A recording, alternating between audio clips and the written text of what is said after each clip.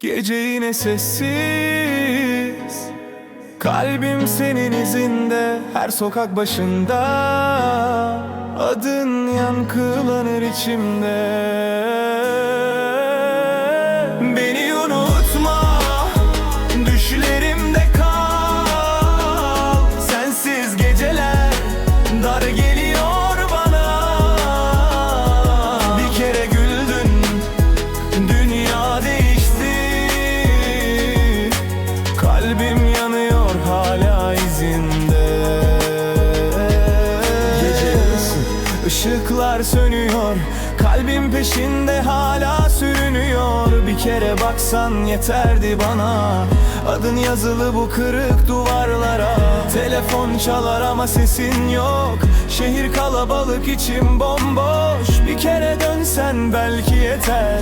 Kalbim sana her daim esir. Beni unutma, düşlerimde kal. Sensiz geceler dar geliyor bana. Bir kere güldüm, dünya değişti. Kalbim yanıyor hala izinde. Belki de kader, belki de hata. Kalbimde iz var, silinmez asla.